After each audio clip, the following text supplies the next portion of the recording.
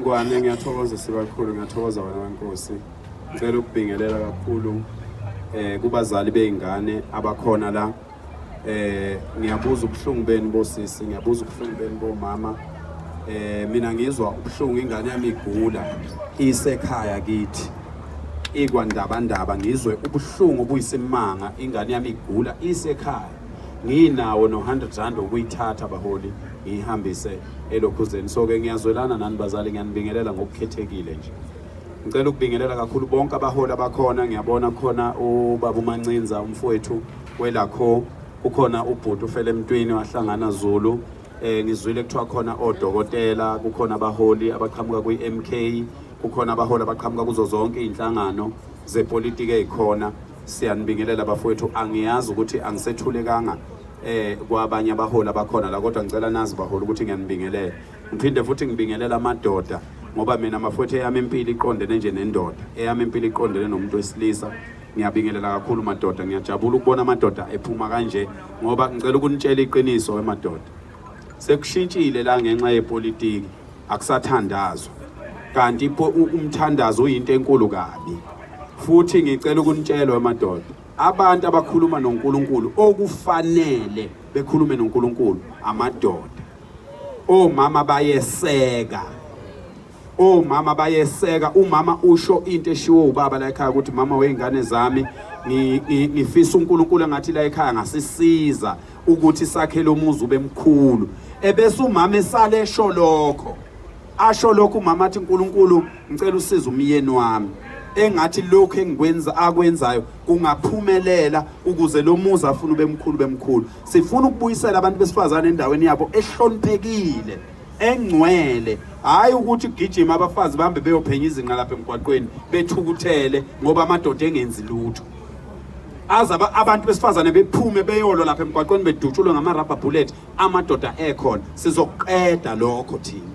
Thina sifuna abantu besifazane babe ngcwele, sifuna abantu besifazane babe bahle, sifuna behlale endaweni ephephile, basibhekele izingane zabo ngoba uNkulunkulu yona into abapha yona leyo.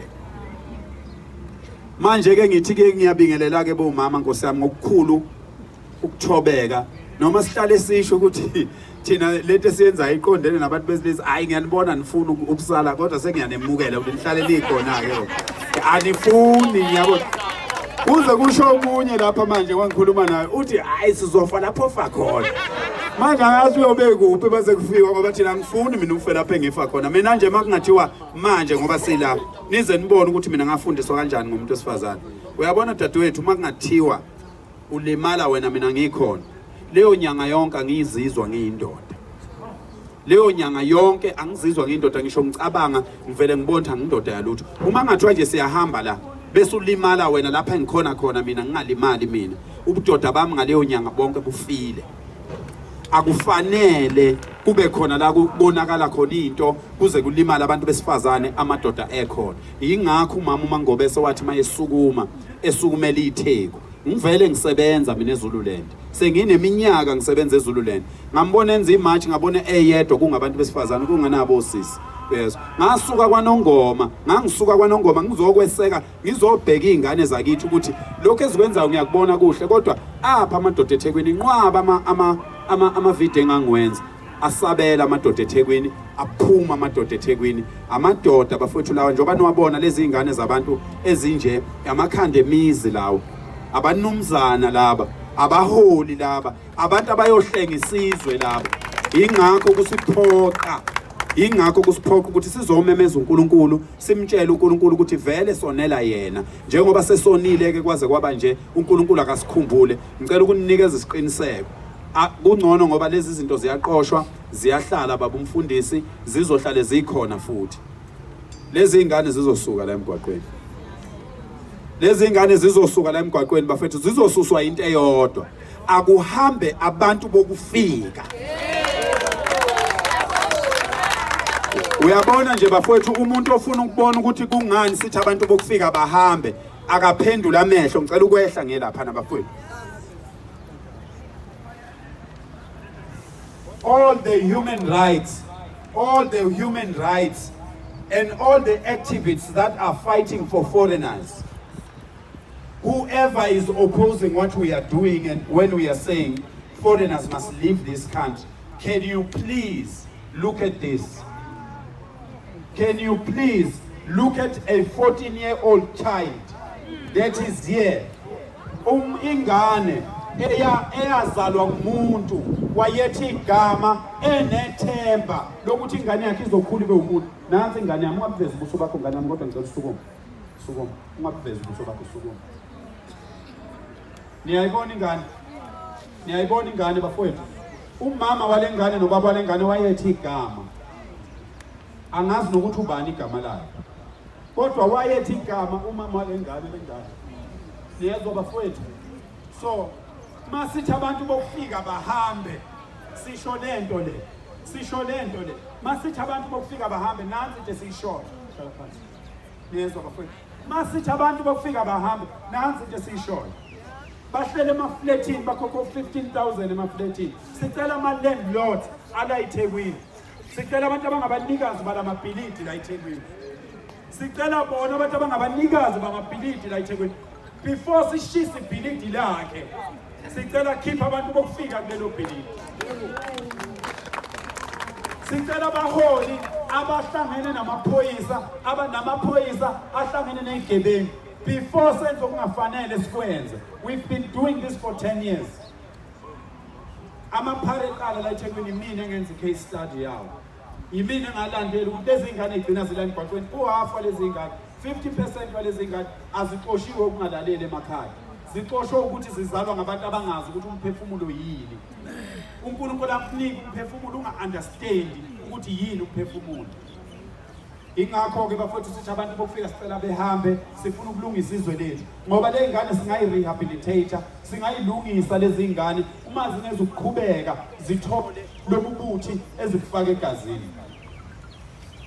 Okunye kuzokwenzeka sizocela kini nonke bafowethu enikhona njengoba ndicela ukuthi umzimba ukhalimali.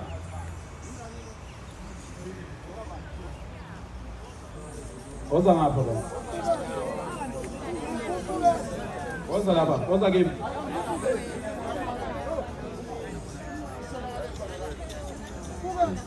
Ngabani ngabani? Ha? Ngabani? Ngabani? Ngabani? Uphi babwayo? Uphi mamwayo? Ukhona la? Oh, woza la mama. Uyasukumela. Uyagula. Cha ikulungile ngicela udaba lolengane ngicela silukhulume masiqeda la. Ngicela silukhulume ungahambi nalengane ngicela phansi. Ngicela phansi. Ngicela siqede lento esiyenzayo sizokhuluma udaba lengane.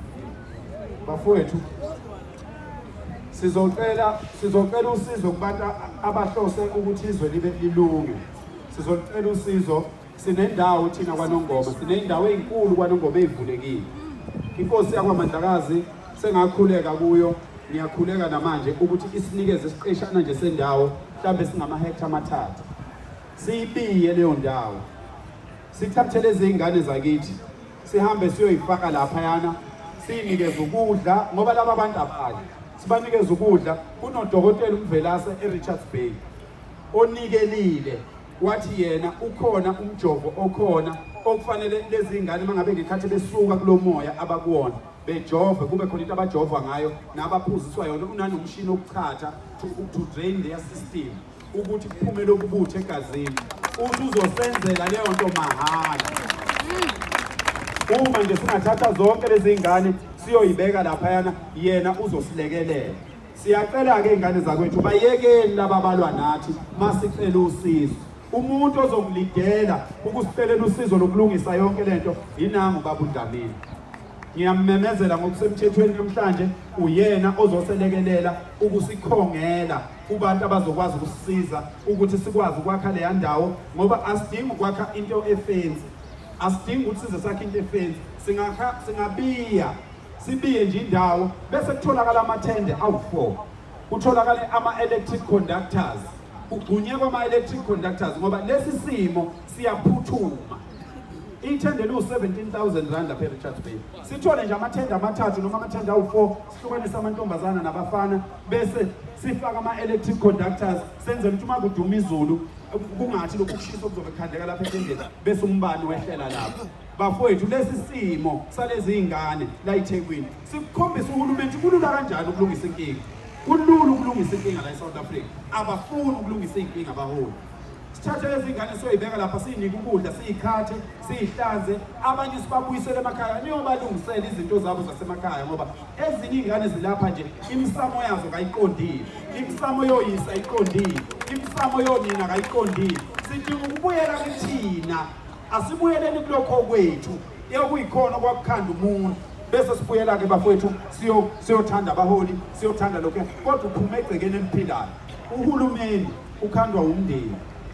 Niyezwa abantu bakithi, uhulumeni ukhandwa ngumndeni. Uhulumeni akakhandwa ngabantu ababizelwe ehholo amahlongandlebe ayobanga umsindo ehholo. Uhulumeni ukhandwa umndeni. Umndeni mawuhlelekile nalomndeni uhlelekile nalomndeni uhlelekile ukhanda isigodi bese kuthi isigodi sikhanda umphakathi wenkosi bese kuthi umphakathi wenkosi ukhanda isifunda bese kuthi isifunda sikhanda isifundazwe ifundazwe ikhanda amazwe. Asambe siyolungisa amagceke izwe lizoyilungela. Abantu bokufika abahambe bafowethu, abahambe manje ungakashayi umhla ka-30 June ngoba lokhu buhlungu esibubuka la asazi inhliziyo zethu ukuthi ziyoba njani uma kuqhubeka njengoba sekufika ingane ezimbili namhlanje la zibulawa ngabantu bokufika ngokuyihlohla ama-drugs.